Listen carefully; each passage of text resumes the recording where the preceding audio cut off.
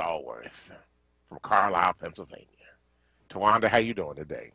I'm good, Bishop. Thanks for asking. Good morning. Good morning. Good morning. Now I have to ask, it's freezing where I am. I'm in Pennsylvania, but it's freezing right now. How cold is it out where you are? Oh, we actually have some windows open this morning. Yeah. Oh my goodness. It's a nice little early spring brisk breeze, knowing that sun is coming later on today. So this is good. This is good. This is good for me. I'm glad that works for you because it's cold. I have the heater on where I am, so I'm like, Oh oh, no, it's no, cold. It's no. cold. And holding it down for us every single morning, bright and early, making her way into the studio is Kawesa. Good morning. Kawesa, how you doing today? I'm great. That sounds good on the radio, but it's all good. I'm glad you're here with us, Kawesa. How was your ride in this morning? Not too bad. It is a little chilly, like you mentioned. But I hear it's supposed to be going up the temperature, so fingers crossed it'll be a little bit better. But yeah, as far as the ride, it was easy. No rain or particles left of rain. None of that. So it was quite decent, I should say. That's awesome. That's awesome. And just a little struggle getting in this morning, I know, but we're glad you got there. Yeah, And yeah. you got in, got through, and so it's all good. It's all good. We're going to work through that. We are going to work through that. Thank you for your weather and your traffic update. Appreciate that. No problem. Koesa gives us our weather and our traffic report early in the morning. This is long before all the other weather services and traffic services are up and going. So we appreciate it because it's an authentic, trustworthy source for the weather and for the traffic. And so we deeply appreciate that. Thank you very, very much. All righty. A lot going on. And but I just want to start first by saying, happy Easter to all of our Christian siblings out there. This is yesterday was Easter. A lot of people don't know Easter is actually a season in the Christian church. It's not just a day, it's a season. And so we'll be in the season for the next few weeks. And so we continually celebrate the resurrection of Jesus for quite some time now. So we'll have like the second Sunday in Easter next week, and the third Sunday in Easter, and the fourth Sunday in Easter. And then eventually we will get to the season of Pentecost, which then begins normal time again. And I know that this sounds kind of foreign to some folk, but there's actually seasons in the calendar for the Christian church. And so we are in the midst of all that. And then to all of our Jewish siblings that are still celebrating Passover, we stand with you in this moment and blessed Passover. And I was reminded yesterday when I was talking to Imam Abdul Halim Hassan that just next week, Ramadan begins, the holy month of Ramadan begins. So we're standing in our Muslim siblings who are getting ready to prepare themselves for Ramadan. And that month-long time of fasting and renewal for them. And so we appreciate that. So yesterday, I had the great chance to be a part of Easter Sunday service with both Living Water Church in Philadelphia and Resurrected Life Church in Allentown, PA, and my congregation, Faith UCC in DC. And we did, because of COVID, we actually were able to combine all three churches and have this massive church service through Zoom and Facebook Live. And it was a really powerful, very powerful piece. I was telling Tawanda earlier that Reverend Nick O'Rourke, pastor of Living Water, was a worship leader. Reverend Dr. Gregory Edwards preached the message, powerful message on alternate endings. And I was able to preside over the communion table, which was really good. But I was reminded yesterday, and Tawanda, this is something you brought up last week, that yesterday was also, I believe, the 52nd anniversary of the assassination of Martin Luther King. Mm-hmm. And, in the context of that being both about Easter, the resurrection, and then really not so much about King being resurrected, but about the movement being resurrected in some ways in a very powerful way. So when Reverend Edwards was preaching yesterday, I was kind of thinking about that, and he was talking about alternate endings and helping us to think about the ways that we get to choose the ending if we have the courage to do it. That the ending isn't always forced on us, but we get to choose it. And so we're choosing in this moment to continue a movement that began a long time ago. Black Lives Matter is not a new movement. It Right, is, right. it is a continuation of a movement that it began, and it waxes and wanes. And so it's waxing in this moment in the Black Lives Matter movement, but it's continuing. It's a resurrection of that movement in a very intentional, empowering way. And so I was just reflecting on all that, like this season. We were talking about the fact that it was, the Derek Chauvin trial. But although it's the Chauvin trial, actually they were trying to try George Floyd Mm-hmm, in this moment, right? mm-hmm, It wasn't. It's not mm-hmm. about Derek Chauvin. They tried to try George Floyd, although it's Derek Chauvin's trial. And again, another state-sponsored, execution of a black man, being put on full display because how many times last week did the prosecution, and rightfully so, they needed to get the jury to understand what happened, show the images of George Floyd being killed by Derek Chauvin over and over and over again. And so there were spectators to the assassination of a black man. In much the same way 2,000 years ago, there were spectators to the assassination of an Afro-Asiatic man that chose to believe that God was bigger and that had more for us than what we could fully understand in that moment. So, I was just kind of wrestling with that and the whole thing. I mean, I don't know how you feel about the resurrection of a movement in this season and what's going on for you with that. Yeah, I actually sat with that a little bit myself yesterday, and I'll have to go back and listen to Pastor O'Rourke's sermon because I wasn't so much thinking about the resurrection of a movement as I was sort of our ability to. So I like that title, alternative Ending, yeah, endings, yeah, yeah. because I like the fact that sometimes I believe we underestimate our ability to control our own narrative. Hmm. So Hmm. I was really struck with I was holding King in this place of prophet, which Hmm. I believe we could agree that he was, Hmm. and what happens to our prophets 50 years ago, and how we honor their memory, how we honor the movement, and then what does that mean for prophets of today? Right. We really just want to die with not with our shoes on, right? We want Hmm. to be able to, speak truth to power and do the things that need to be done in this present age, be a voice for this present age, be relevant in this present age, but Hmm. still mindful of the larger picture that we're operating in.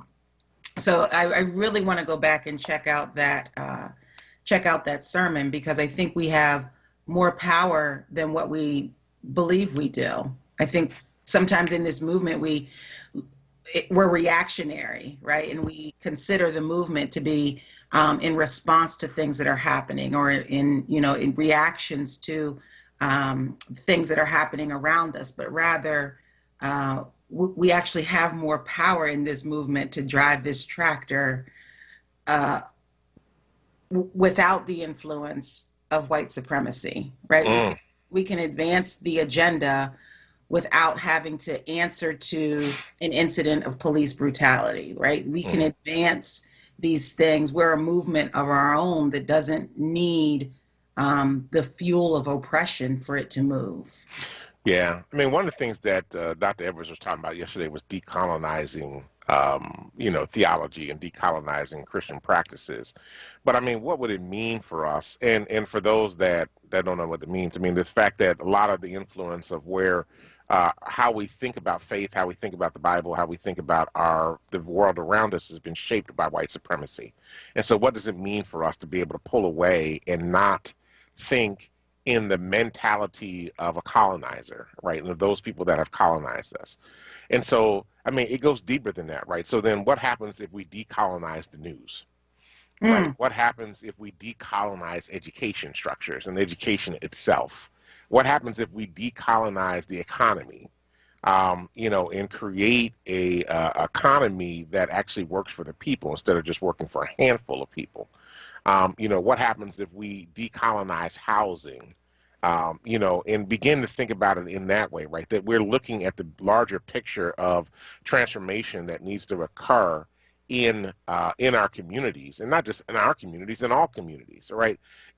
One of the things that I really believe is that white supremacy hurts white people as badly as it hurts everybody else. Yes. Mm-hmm. And so it puts an undue burden on them that they're just not prepared to carry, that nobody really should be prepared to carry. And so what does it mean to be able to decolonize all of these systems, so that they actually, treat people with dignity and respect, and some of the systems need to be replaced with other alternate systems.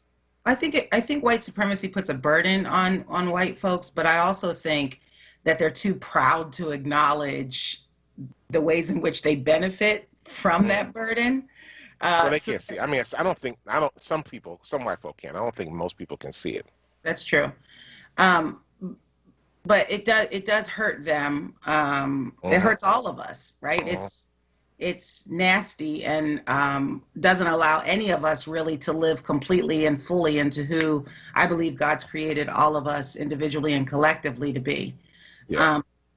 And when you talk about decolonizing these structures, people will get nervous. It really shakes the homeostasis of what they know to be true. I think when you said about education, I thought about how we've not been in school, and kids have been home because of the pandemic, and the report is that instances of child abuse are down, and reports aren't coming in because school officials aren't interacting with the children to make these reports. And then the thought is that we're concerned with all of these children who are home in these abusive situations. And I think for a moment I was on that train until I thought, really, what does traditional education and pedagogy mean in our society?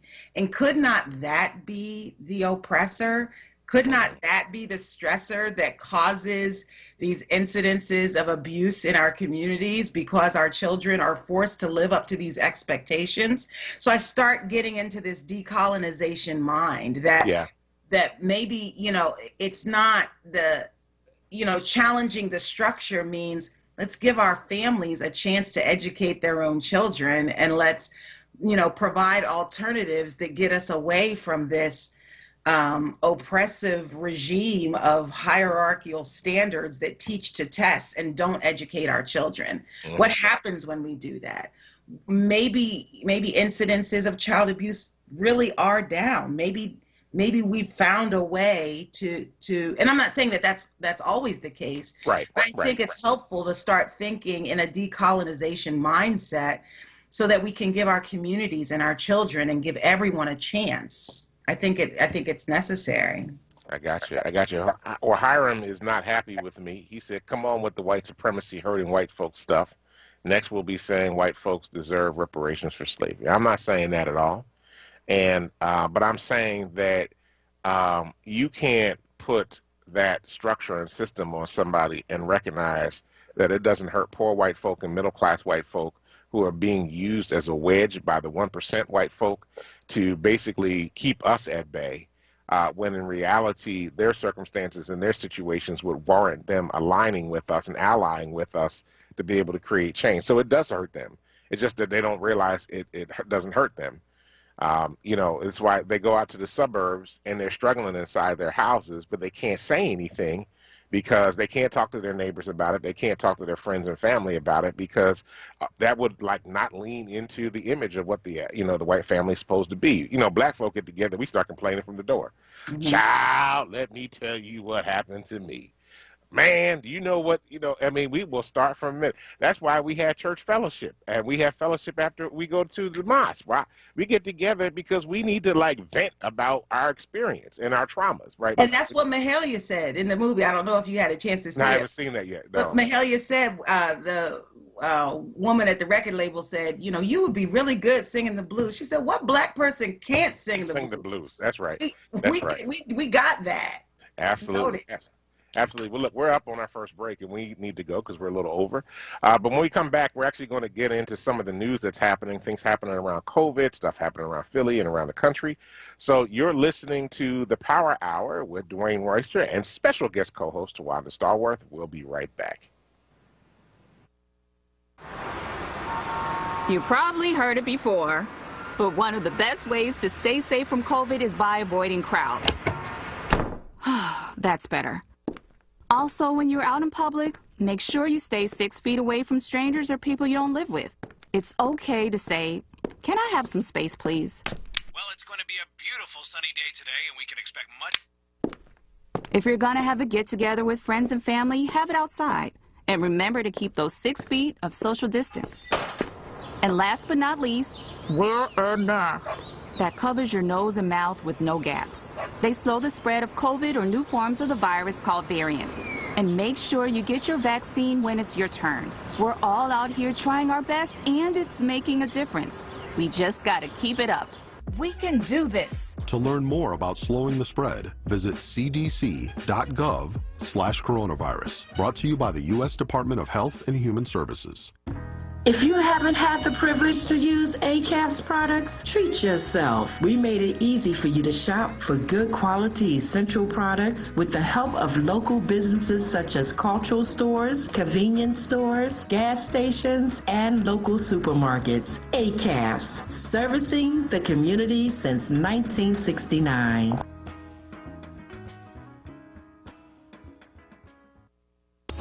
You're listening to WURD Radio, 96.1 FM and 900 AM WURD, independent black media. This is Dwayne Royster, along with special guest co-host Tawanda Starworth, all the way from Carlisle, Pennsylvania. Appreciate you being here early in the morning. It's my pleasure. This is great. That's all right. All right. So Hiram is really upset with me. Yeah, I just looked at that. Now I'm being soft on the oppressor. I'm not being soft on the oppressor. I don't know why you would think that one way or the other. And I'm trying to, I would love to unite black folk.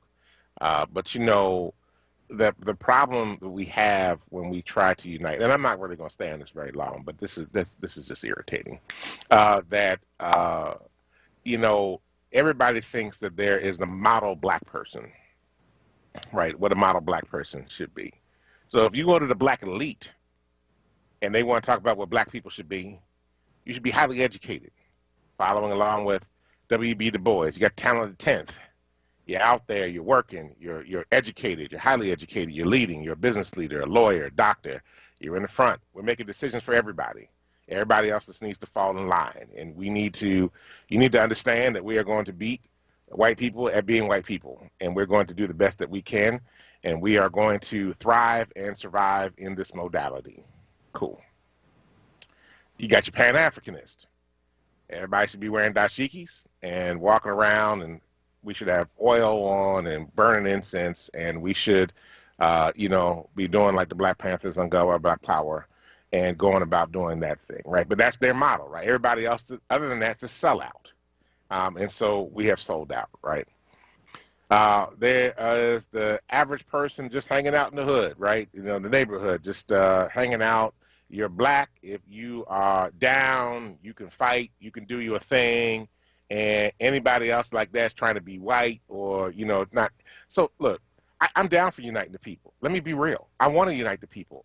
But I need for all of us black folk to understand that we are not monolithic, and that when we get in a room together, we all have different perspectives on what this thing looks like. What it looks like for me is going to be different than what it looks like for you. But we all still black folk.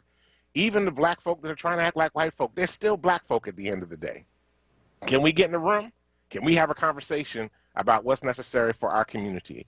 Can we recognize that there is more than one way to do everything? And can we recognize the fact that black suffering is not the only suffering in the world? It is a very unique suffering in this country, but it's not the only suffering in the world. And that if we find a way to be able to pull black folk together, that's why they killed Fred Hampton, because he was bringing the white folk and the black folk and the Latinx folk all together, standing together, managed to move past their issues with each other. If we can manage to do that, we would actually have more power. So I'm down for uniting black folk. I want to see black folk get united, but I think we need to have a real conversation about the fact that there are so many segments in the black community. I don't know how many times when I was growing up I heard people talking about, oh, you sound so white. So what? Right. So what?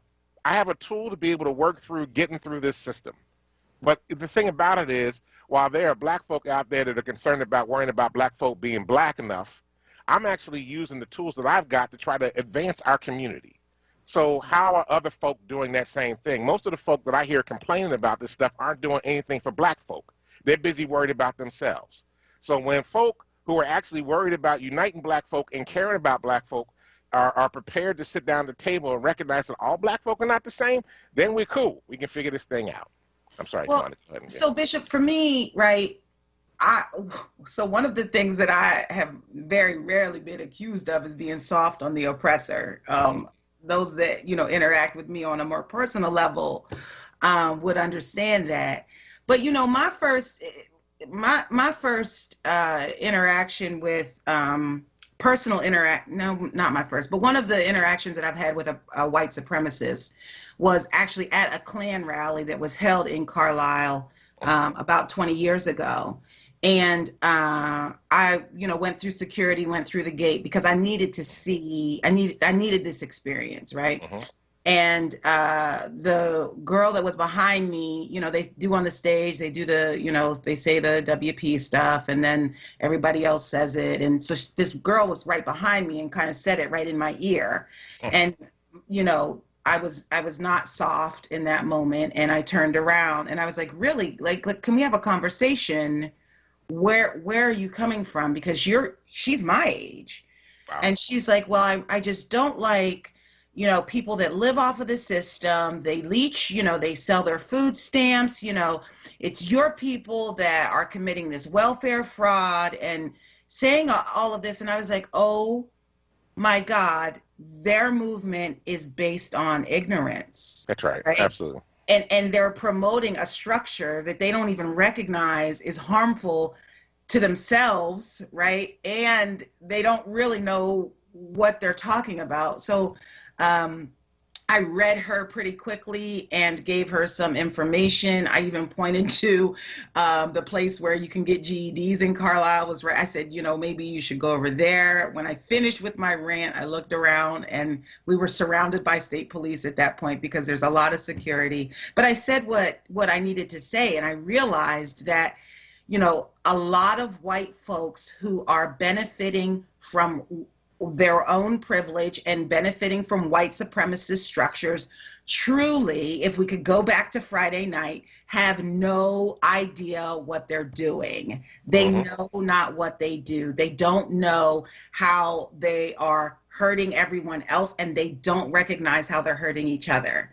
And so it's not being soft, but it's recognizing with intellect and recognizing, okay, this is how we fix this. And I have to be able to bring as many people along in the fight as possible so that we can win.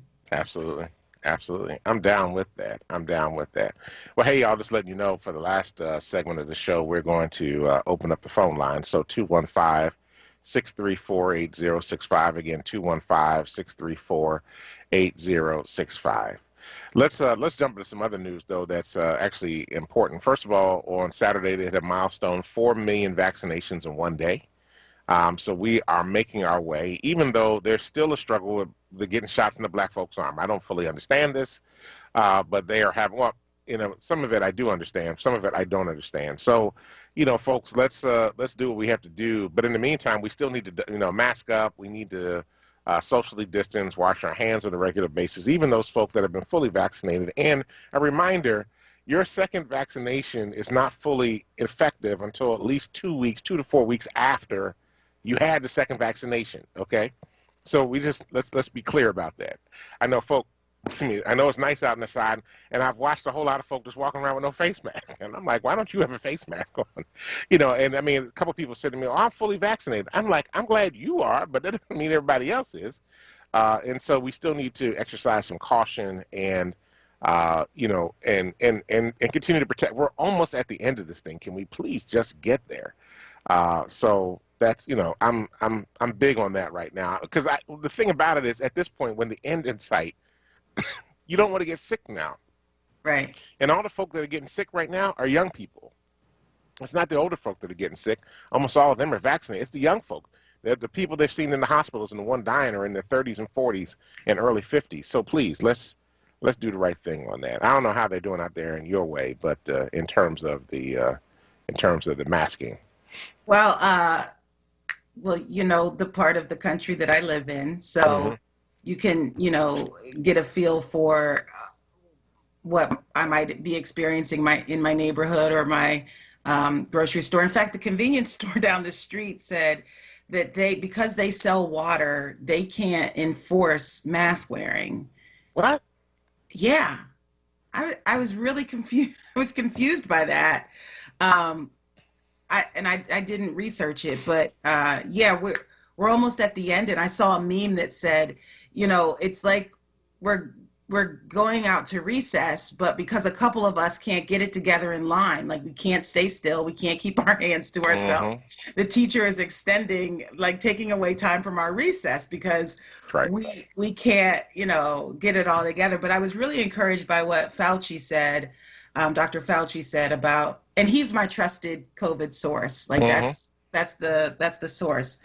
But he said with Saturday's, vaccination numbers and with the vaccinations that are coming, like we're there and the vaccinations are going to win out. So Fauci has hope, but we still have to do what we have to do. We still have to, wash our hands and I was so, pleased with all of the outdoor worship yesterday and seeing, a bunch of those services going on. But let's still be mindful that there's still, an active virus among us. My brother and his family are just getting over the virus. So that's a family of 10 that all had the virus. So we're grateful to God that, that healing is taking place. But this is still real. This is still a thing. This is still happening. Wow. I hear you on that. Well, I just, I know we have a caller, so we're going to get to him in a minute, but I also there's an article out today that's talking about how the Derek Chauvin trial is really having impact on black folk. Some people can't watch it, it's too traumatic. Other people are, really just struggling to turn it off because they're just, trying to stay on top of everything. This is an article coming out of the Philadelphia Tribune by Noreen Nasir and Corey Williams in the Associated Press. It's just a really painful moment for folk. I've actually been watching on Black Twitter and Black Facebook. Some people are just like, I can't do it. I know I've seen some of our listeners that have posted like, I can't watch the trial. It's just too dramatic. And I think, where there's sometimes trials that are just kind of sterile. People just, testifying and doing things like that. Part of what's happening with this trial is that the witnesses are all breaking down. The witnesses that should not be breaking down are all falling apart because they're like, this guy shouldn't have died. And this has just been devastating, from the teens to the senior citizens to the police to the ENT, the emergency medical technician that was there. This has just been emotionally racking for people. Well, Bishop, it's trauma, right? And it's trauma for everyone who's a part of that trial that is sitting there listening. It's trauma for all of us who are, reliving that experience, reliving those 9 minutes and 29 seconds that were 8 minutes and 46 seconds. We're reliving all of that. The witnesses, there's all of this direct trauma, all of this indirect trauma, vicarious trauma that we're all experiencing in this moment. And when we look at white supremacy as a structure, right, it's not just the police incident, it's not just the way that it goes down in the courtroom, but it's also the way that it affects us, right? It triggers us and activates our fight or flight response, so that whenever I leave my house and have to go do something, now I'm already triggered. So whenever law enforcement approaches me, I'm triggered based on something that's happening in Minneapolis, based on something that's happened in Ferguson, Missouri, based on something that's happened in Sanford, Florida. And now I have to be able to manage that and still interact in the world around me. And this is, I think, the multi-pronged approach that white supremacy has on our communities. And we really just have to be mindful and know your limits, have a self-care plan, know what you need to do to take care of yourself in these times. But you know, it's actually interesting, right? So your generation talks about self-care plan. My generation doesn't talk about that at all, right? That's a foreign concept, you know, because folk just had to slug it out, right? I mean, our parents before us, you know, self-care was not really something that you really even thought about. And so, you know, to even begin to think about that, like, you know, I know, you know, we talk about mindfulness now and different things like that, but there's a whole generation of folk that the notion that you have to emotionally care for yourself in that space is just not the norm, right? Well, and you look at self-care as an act of resistance, right? Yeah. So if I look at it as I have to take care of myself because I have to be able to guard my arsenal against the white supremacy attacks, right? I have to be able to be effective in the spaces that I'm effective in. And I can't do that if I'm operating from a triggered place. I can't do that if I'm, you know, feeling the effects of watching the trial or feeling the effects of watching videos of, you know, police brutality and police murder. You just kind of have to be mindful of how we guard our resources and guard what we have so that we can be effective when we need to be. And I think that's key in this moment. So earlier when we were talking about a resurrection of the moment, or a resurrection of the movement rather, I think that's what's a little bit different, right? So we know how to be activists and get therapy, right? We know how to be activists and have a self-care plan. We know how to do that and talk about it and be real about the issues that we face, you know, either personally or interpersonally, intrapersonally. We know how to give voice to that because we've seen how not giving voice to that does more harm than it does good. Sure. And it's important in this moment. Awesome. Well, look, we're going to take our break. And LC, Rick, and Barbara, we see you out there waiting and ready to join in the conversation. You're listening to the Power Hour on WURD Radio. We'll be right back. Jefferson Health offers no-cost COVID-19 testing sites at St. Raymond of Pinafort Church. Testing is on Thursdays and Saturdays. The second testing location has been added at Richard Allen Preparatory Charter School. Testing is on Wednesdays and Fridays. For testing hours and more information, visit jeffersonhealth.org/community testing. The WURD Radio newsletter, keeping you informed, engaged, and connected. Sign up by visiting wordradio.com. Scroll to the bottom of the page and type your email address under Connect with Us. You'll receive the latest information on WURD Radio, messages from our president and CEO, Sarah Lomax Reese, exclusive articles and multimedia content, and resources. Stay informed with the WURD Radio newsletter. Now, a traffic update on WURD Radio. Good morning. This report sponsored by ExpressPros.com. Looking at some volume building 295 northbound, the area 42. Right lane block, emergency construction. The reason 55 looking good early on this morning. 95 southbound, volume coming down the bridge through construction northbound. Moving fine. Vine Expressway, pretty good shape through Center City. Schuylkill Expressway east and westbound. Pretty good ride still there this Monday morning. The Boulevard Route 1 southbound broad down to Fox. Still just light volume through that work zone. Express Employment Professionals matches people with the right skills with the right jobs from the production floor to the front office. To find the right person for your job, you can't beat Express's incredible local support. Visit ExpressPros.com to find a location near you. For more traffic information, log on to SIGAlert.com. Jim Bachman with your Philadelphia area traffic. You're listening to WURD Radio, 96.1 FM and 900 AM WURD, independent black media. Welcome back to the Power Hour. This is Dwayne Royster along with special guest co-host Wanda Stallworth. And hey, just want to shout out all the folk that are checking us out on YouTube right now. We often don't get to YouTube as much as we do Facebook. And I see you, Beatrice Sims out there. Lola Khan is checking in, and all the folk that are watching out there and on Facebook right now. We see Renee, Cheryl, Bernita, Craig, Raphael, Judge McCabe is in the house. And so many others that are joining us this morning. And so we appreciate, we see Maurice Waller out there, and Maisha Boyd, and so many other folk are checking us out. So thank you all for being here with us each and every morning from 6 a.m. to 7 a.m. To bring you the latest in news, happenings around Philadelphia, and of course, our opinion. We see Audrey Drummond out there this morning as well. Thank you so much for being a part. And if I didn't call your name, actually, I had to leave Facebook for a minute, and then it took away part of my list, so I can't get to everybody. So we got some callers on the line, so we need to jump in. Yeah. I'm sorry, I don't mean to interrupt you, but I just looked through the feed, and there are a lot of people watching this trial that are really troubled by it. Absolutely. And, just again, from a self-care perspective, like once you feel that I'm stressed, I'm troubled, I feel like once you feel that tightening, like you can't let that stay. You got to do something about that. Take a walk. Yeah. And so have a plan, like whether you put it on an index card or a Post-it note that you keep someplace, have a list of things that I'm going to walk the dog. I'm going to go get a massage. I'm going to get a manicure. I'm going to make a list. I'm going to, vacuum. We have to do something. It's essential that we take care of ourselves because we still have a great deal of fighting to do.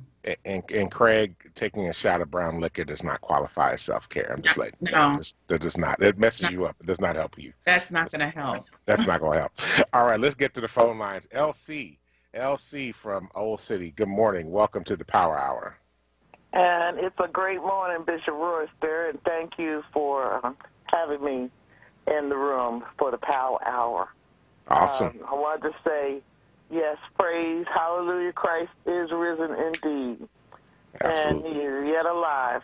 Thank you for acknowledging Passover with the Jewish people, Resurrection Sunday and Holy Week for Christians, and forthcoming Ramadan for Muslims.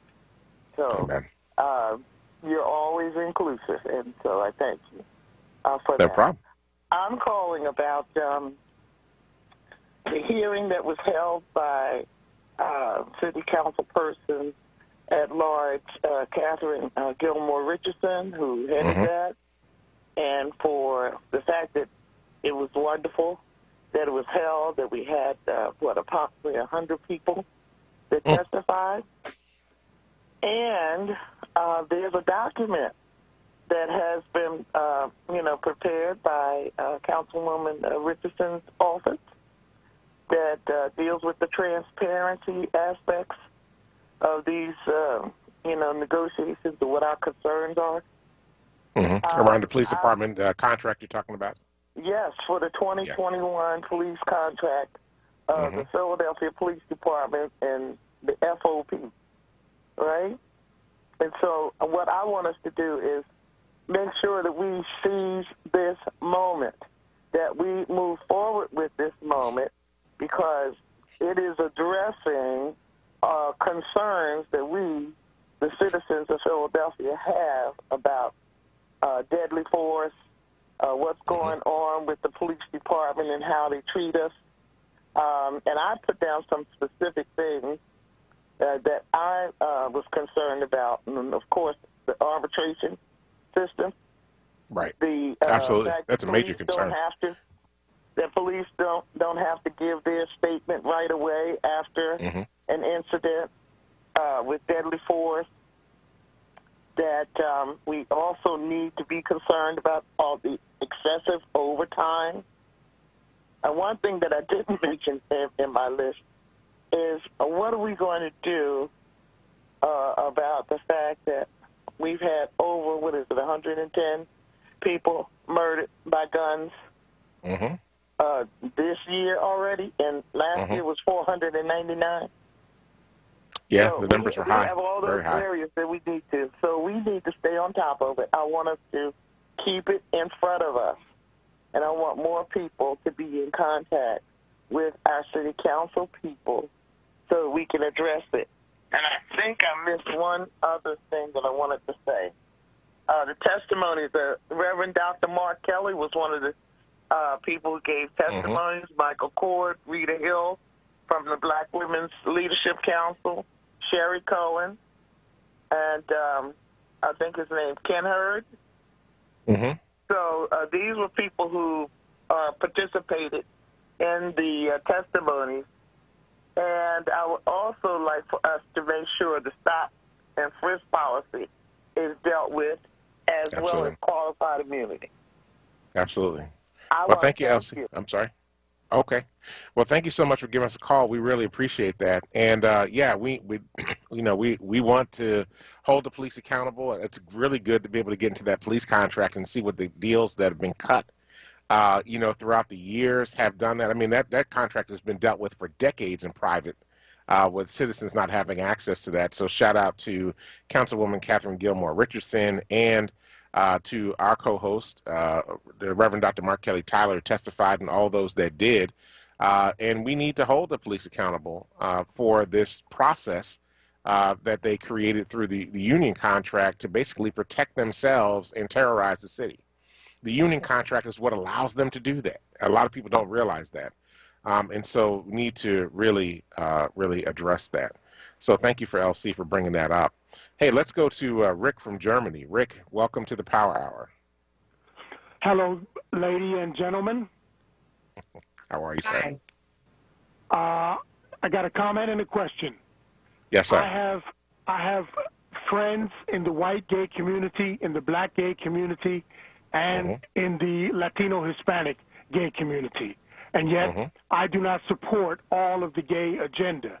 Tell me where the two of you stand on gay allies in the Black Lives Matter movement.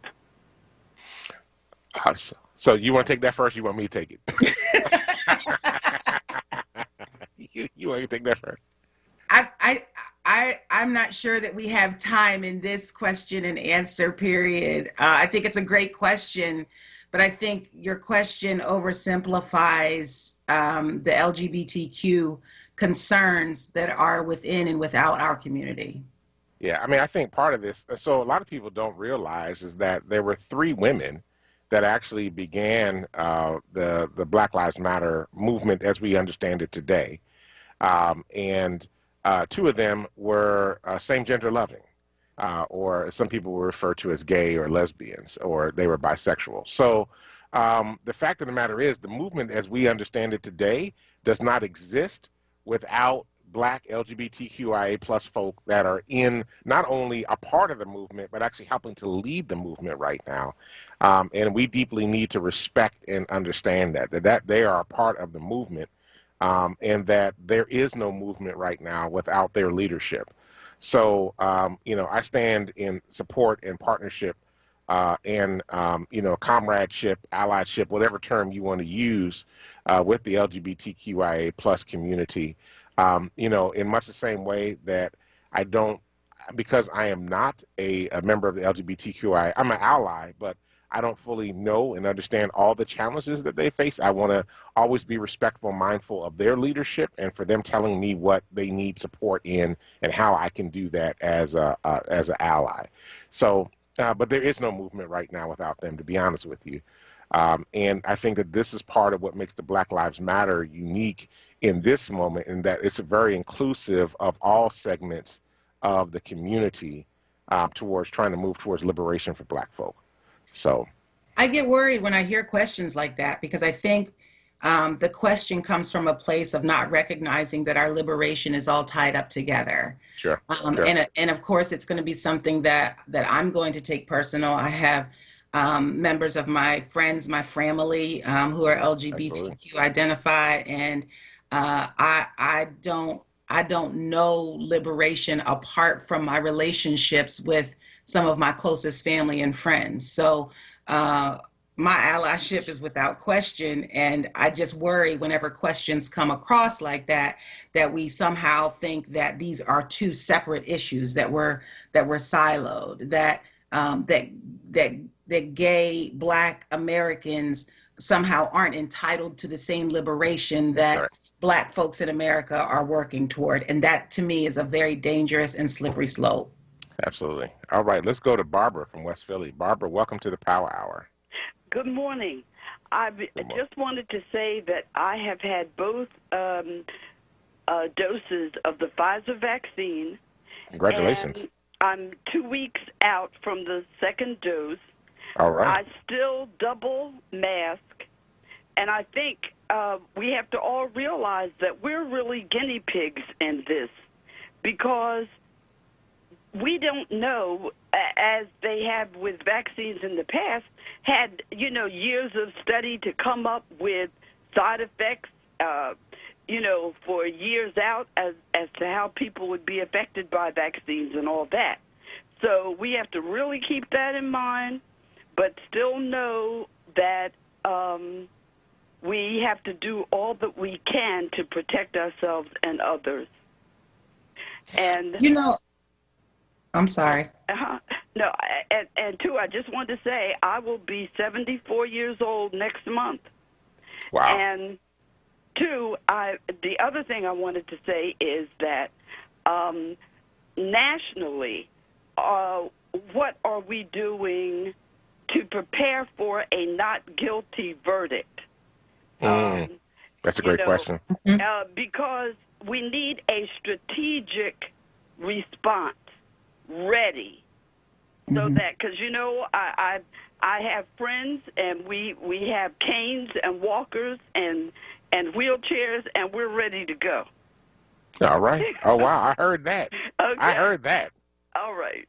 And All right. more ways than one, and strategic boycotts and everything, but it has to be strategic. Absolutely. Okay. Thank Absolutely. you. Thank you, Barbara. Appreciate that. I heard that. Canes, walkers, wheelchairs. We're ready to go. Listen, I'm ready to gas up a van and go pick them all up. Y'all tell me how we doing this, because y'all have experience. So I'm ready to go. Just let me know where to pick y'all up at, and I'll be double masked too. Yeah, we got to figure that out. I mean, it's actually a good question. I was thinking about that last week. I'm like, how are we prepared for the outcome of this trial? And even if he only gets manslaughter charges, people are still going to be very upset, right? I mean, the highest level of that, third and second degree murder. And so people are looking for the highest level of this to occur. I would actually think it's first degree, because I think what he was doing was premeditated. Even though it might have only been a minute or two before or while he was in the act that he decided that he was going to push this all the way. But I don't get what I want in the circumstances. So anyway, all right. Well, look, we're out of time. Thank you all for joining the Power Hour this morning. Thank you again to our special guest co-host, Tawanda Starworth, for holding it down on the boards for the Reverend Dr. Mark Kelly Tyler. Thank you, Kawesa, for doing everything that you do every single day. Everybody that's listening to us on the air, through the app, Facebook, YouTube, whatever means that you're listening to us each and every day, we deeply appreciate you, all of our listeners that we agree with and disagree with. We thank you for being a part of this show. We'll be back tomorrow morning at 6 a.m. to bring you the latest in news, happenings around Philadelphia, and, of course, our opinions, and we have plenty of those. Stay tuned now for Wake Up with Word with Solomon Jones. And listen, family, do us a favor. Go out. Change the damn world, because if you don't, nobody else will. Peace.